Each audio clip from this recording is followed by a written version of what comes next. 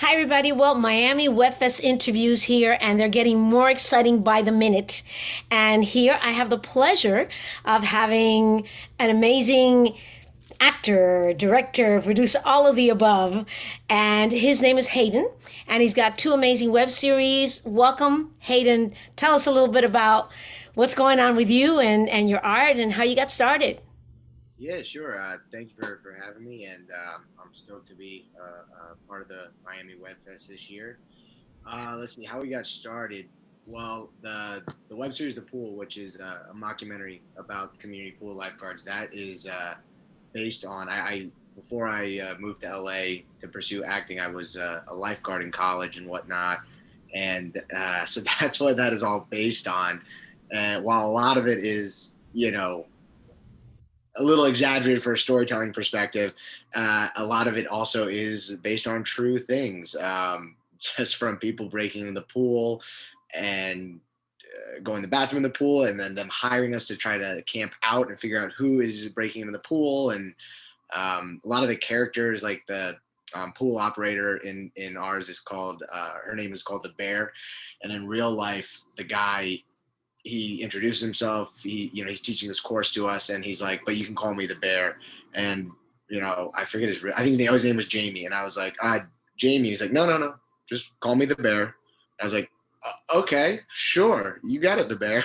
So that one is based on a lot of that, and then the other project, Combatre, it's one of those things where I grew up doing mixed martial arts since I was 5 years old, and so did my brother. And just knowing that world and whatnot, I really wanted to explore, what the most possible, what like one of the worst things that could happen to someone, obviously, but someone especially who really, identifies themselves and their masculinity based off fighting and dominating, and then to have something like that happens to this character in his past. I wanted to explore that kind of thing. So Well, it's excellent, different. excellent. Like I told you, I watched both, and I found them so interesting because they were both so different. Yeah. So, how do you approach something like that when you're creating two web series that are so totally different? Well, I think for me, the Combatre one is something I'd had in my mind for a long time, that I wanted to do, and ideally would make like I have like an idea for full feature movie of it. And so with but I don't have the budget for the feature, so it was okay, how can I make something with the budget I have. And so that's how that came about. But I had done the pool first, and I actually we had done a first season of the pool a couple years ago, and then we kind of building on that, we went to the second season. And after we got done with that, Tony Vinci, who plays in both, he's in both projects, and he also co-writes with me. We kind of, we're talking and like, okay, we just spent a long time on this, Naked Gun esque comedy, The Office kind of style. Like, let's change it up. Like, let's take a swing at something that's just like in the opposite direction, And so then, yeah, we that's where we went with Combatre, just something gritty and dramatic, and not as slapstick funny, I guess. It's amazing because you do both very well. Oh, thank you so much. So where do you want to take these web series? What's your ultimate goal? And what are some of the second question is what are some of the challenges to get in towards getting to that goal? Sure. Yeah. Well, with at least I guess starting with Combatre, I think our goal is we actually have a longer, more full arc short that we're trying to put together now. That just kind of takes that story even further. And I think with our goal with that would be to get it out there, and then hopefully have enough success that, hey, maybe we can get some people interested in help funding the feature version.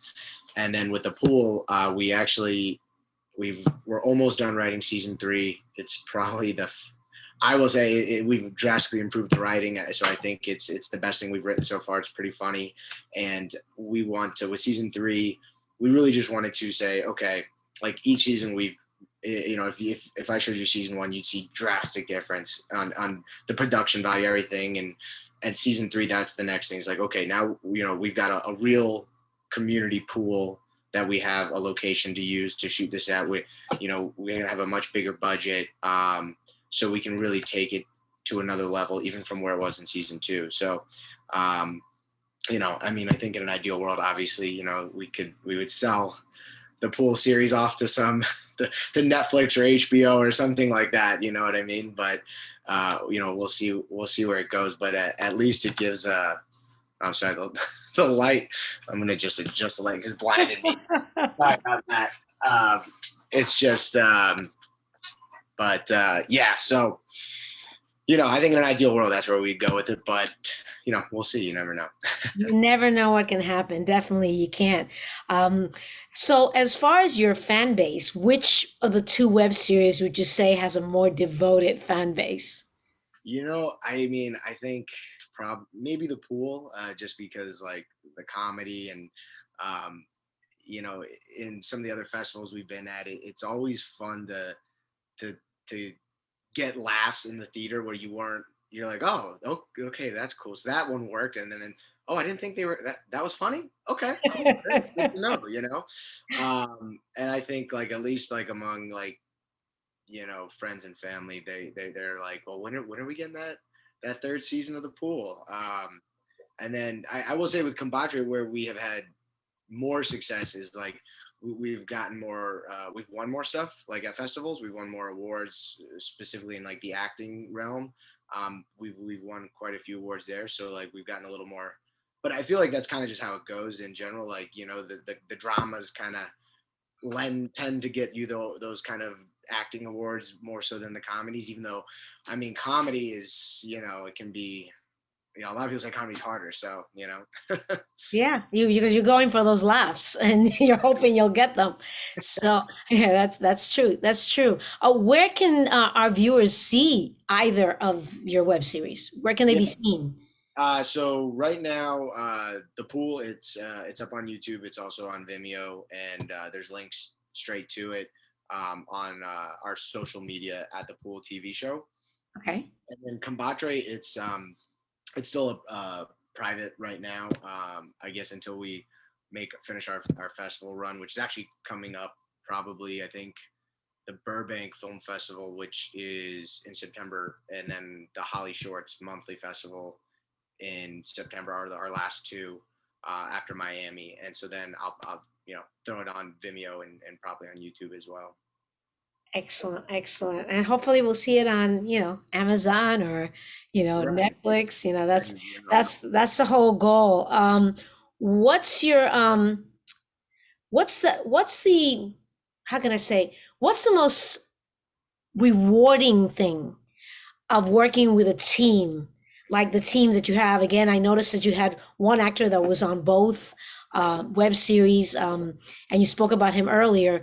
What is the most rewarding experience when you're working with a team, and maybe a few actors that you work on both series? What kind of reward? What's rewarding about it?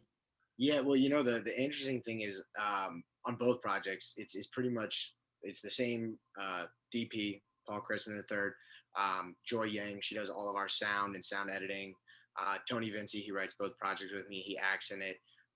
So and that's a team that like we've been building over the last like 4 or 5 years, or maybe even more, like 5 or 6 years. And it's funny because I love this quote I saw. Bradley Cooper was being interviewed by the SAG Foundation, and they were like, "Oh, do you have any, advice to actors out there?" And he said, it was something along the lines of like, surround yourself by like-minded individuals and don't wait, go tell your stories. And I love that, and I kind of took that to heart. And we've been essentially, building this team. And so, yeah, I think the most rewarding thing is just, we all now are it's one of those where like we all just everyone checks their ego at the door, and it's just pure collaboration, and then at the end of the day, I think the most rewarding part is after crazy long day of shooting and everything, and we all just sit there and have a beer or something together and just talk about the day. And that to me is my favorite. Actually, that probably is my favorite part of the day, is just hearing, and I know, like, when, especially when we're doing the pool, I know if Joy is kind of like laughing to herself, I'm like, okay, we're doing good, because if she thinks it's funny, I know, because you know what I mean, that we're hitting it right. So I think, long story short, yeah, I think it's that end of the day we're all sitting around on the table having a conversation about the day, picking our favorite moments, and it's just smiles all around the table, because everybody in that is a part of this team is so passionate about filmmaking, and just they want to be there and just want to be making movies. So I'm lucky to have found this great group, and we're continually expanding every time our projects, we're getting bigger, trying to get bigger budgets to add production value, and we're getting more people involved. So it's yeah, that has been rewarding. So, if you wanted to give advice to young, upcoming, indie filmmakers and actors that are just getting started, because you have experience, you've been doing this for 6 years, but someone who's just thinking about getting started and wants to do this, what would be a great piece of advice that you would recommend? And also, how do they go about creating funding? Because Yeah. that's the biggest thing with start people that actors and producers that are getting started. They go, how am I doing this? A movie doesn't cost a couple of hundred. Absolutely. I mean, I think a couple of things, because in 20, I think it was 2015, my buddy, this guy Blaine Nichols, who he's a great guy. He's also a director now, and so we were both out here in LA pursuing acting, which still are, and but we were getting frustrated. We're like, let's what other angle can we do other than just waiting for auditions to come in from our agents? Okay, you know what? We're two actors. We don't know anything about screenwriting, directing, lighting, but like let's just start telling our own stories. And so we did, and we literally, he was driving me to drop me at the airport. I was flying back to the East Coast for something for a couple of days, and I was like, all right, I'll write a short, you write a short, and when we get back, we'll combine the two, and then like let's just shoot it. And so, long story short, what I would say, the first piece of advice I would say is, just don't wait. Like, if you want to do it, we shot our first short film with just a cell phone, not even an iPhone. It was like a crummy Samsung and a tripod, and two other actors. And then a couple weeks later, we got a DSLR camera, and we did the 48-hour film festival in LA. And then we just kept going from there. So I would say the first thing is just do it. Just if you want to do it, just start. Even if you have no money, we had we spent like no money on that, And then the other thing I would say is I read constantly. I'm reading books on screenwriting, directing, acting, every day. I read like 10 to 20 minutes on a book on acting, 10 to 20 on a book on directing, and 10 to 20 on screenwriting. I finish those books, I get 3 new books. So I think that, and then what you read, you can then go and watch movies and shows and see what the things they're talking about, and to really study, the movies and TV shows that are out there, I would say. So for me, it's read, just get out there and do it. And then obviously the other thing I found is creating a team, like, finding, like, I was never going to become a director of photography, but I found a great director of photography. I was never going to really go into figuring out how to do all the sound editing and everything. And so I found someone who's really passionate and good at that. So I think it's building that team is the third step. And then, yeah, money, that's still, I mean, that is the toughest thing, I read one book, and it was basically like, as a director, you're going to be self-funding your own movies until someone says, hey, you're good enough, let me give you some money. So I have personally been doing mostly self-funding. I have done a little bit of what do you call it, the crowdfunding. So I think like that's something that can definitely be used, is setting up on Indiegogo or the other crowdfunding sites. Kickstarter, yeah. Yeah, exactly. And that, or I have talked to some producers who, again, they're like, well, I could, try to find some money here or there, maybe. But in my experience so far, it's been like, uh, you know, they're like, if they're going to get money, the investors are going to want a return, which is not, common on a short film or a web series, maybe on a feature. So yeah, that's the thing I'm still trying to find my way around is Tricky. It's tricky. It's yeah, it's tricky. I think not only in the film industry, but in the music. I do music production, and in the music industry just as well. Because, like you said, they want a return on their investment, right, and you can't give a guarantee. This right, is art. And we do it because we're passionate, and at some point it may take off, and it will take off in some shape, way, or form. Question I have for you. Love your acting style. Again, I am impressed that you can do the comedy and then turn around and do the drama. That's just me, and I'm a big movie buff. Who are some of your acting influences? yeah. Actually, one of my favorite actors is Jonathan Tucker, and I think he goes definitely a little under the radar, but he's one of my favorite actors, and he did this show that was on DirecTV called Kingdom, and because it was on DirecTV at the time, I don't think it really got noticed. And then during the pandemic, Amazon picked it up, and then Netflix picked it up, and it got some nice.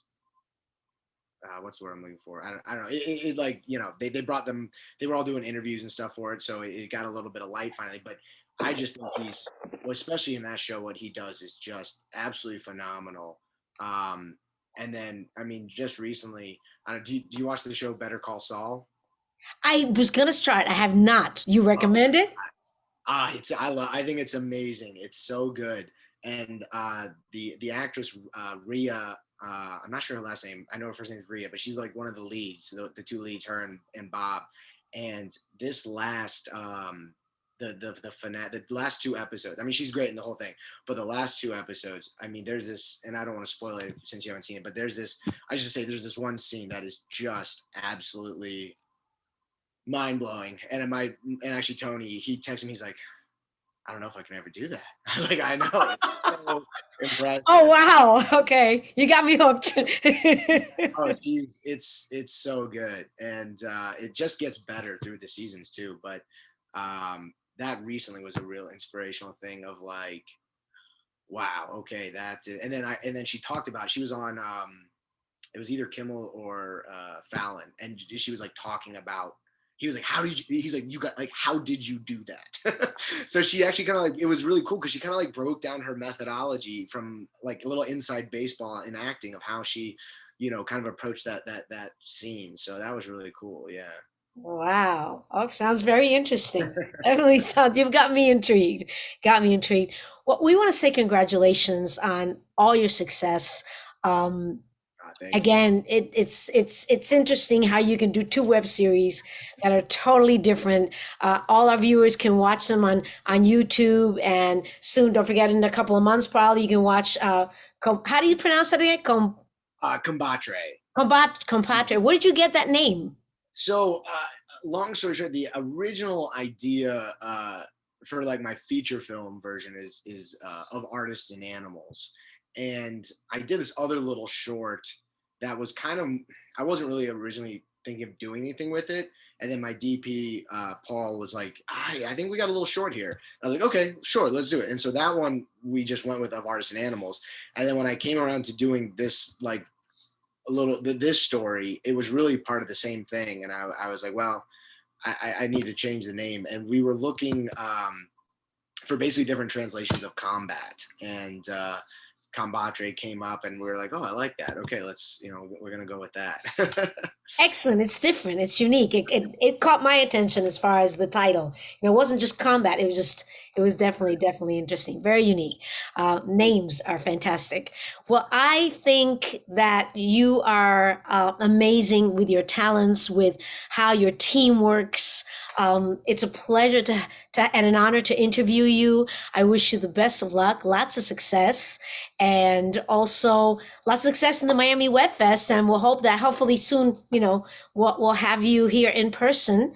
Meanwhile, all the best of luck to you. And thank you for taking the time out of your busy schedule to be with us here at the Miami Web Fest. Oh no, thank you so much for having me. This was a lot of fun, and like I said, I'm bummed I couldn't be there in person. If it wasn't for this uh, job I have, I would definitely be there. But hopefully the next one. Absolutely. Good luck and the best to you and your team. Thank Bye you. You bye. too. Have a Thank you. great day. Bye bye.